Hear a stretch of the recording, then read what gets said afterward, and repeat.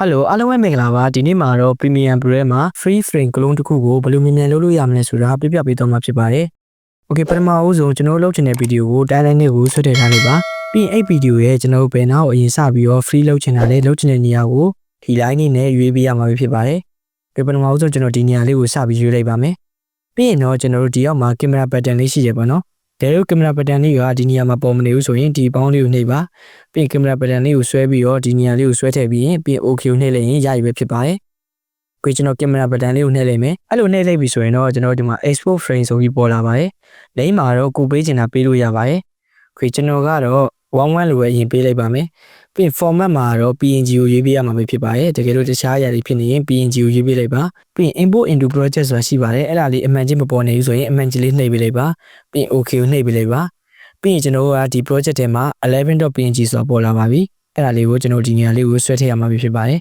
။ပြန်ဖွင့်ကြည့်လိုက်မယ်ဆိုရင်ပုံကဒီပုံအုပ်သွားပြီဖြစ်တဲ့အတွက်သူကဒီပုံတိုင်းပဲပြနေပါတော့။ဒီပုံကိုကျွန်တော်တို့က remove background လုပ်လိုက်မယ်ဆိုရင်တော့ဒီအနောက်ကဗီဒီယိုကိုမြင်ရပြီဖြစ်ပါတယ်။ Okay remove background ဘယ်လိုလုပ်ရမလဲဆိုတော့ right click လေးနှိပ်လိုက်ပါ။ပြီးရင် add ရင် Adobe Photoshop ဆိုတာရှိပါတယ်။အဲ့ကိုတွားလိုက်ပါ။ပြီးရင်ကျွန်တော်ဒီ property တွေကိုတွားမှာဖြစ်ပါတယ်။ property ရဲ့တကယ်လို့ဒီနေရာမှာပေါ်မနေဘူးဆိုရင်တော့ဒီပုံမှာ window ထဲမှာ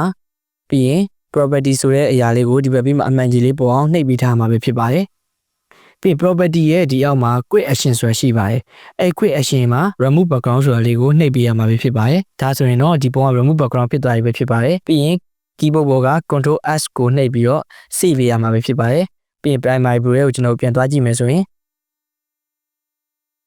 ဒီလိုလေးဖြစ်သွားပြီပေါ့နော်။ပြီးရင်နောက်တစ်နေရာကတော့ကျွန်တော်ဒီညာလောက်ကို free လုပ်မယ်ပေါ့နော်။ခုနကအတိုင်းပဲကင်မရာလေးကိုနှိပ်မယ်။ပြီးကျွန်တော်22လို့ပေးလိုက်မယ်။ပြီးရင် okay အဲ့ဒါလေးကိုဒီထဲဆွဲထည့်မယ်ပြီးရင်အဲ့ဒါကိုလည်းကျွန်တော် remove background တားလို့မှဖြစ်တဲ့အတွက် right click ပြီးရင် add in Adobe Photoshop ပြီးရင် remove background ပြီးရင် keyboard ပေါ်က Control S primary pro ကိုပြန်သွားကြည့်မယ်ဆိုရင် okay ကျွန်တော်ပြီးရင်တော့ကျွန်တော်ဒီနေရာလေးဒီခုနကအတိုင်းပဲ camera button လေးပေးလိုက်မယ်ပြီးရင်33ပြီးအဲ့ရာလေးကိုဒီအောက်ကိုဆွဲထည့်မယ်ပြီးရင်ဒီအောက်လေး right click လေးနှိပ်မယ်ပြီးရင် Adobe Photoshop ကိုသွားမယ် remove background နှိပ်မယ်ပြီးရင် Control S နဲ့ save ပေးလိုက်မယ်။ Okay ပြီးရင်ဒီဟာလေးတွေကိုကျွန်တော်လိုက်ပြီးညှိပေးလိုက်မယ်။အစနေကျွန်တော်ပြန်ကြည့်လိုက်မယ်ဆိုရင် Okay ဒီလိုလေးဖြစ်သွားပြီပေါ့နော်။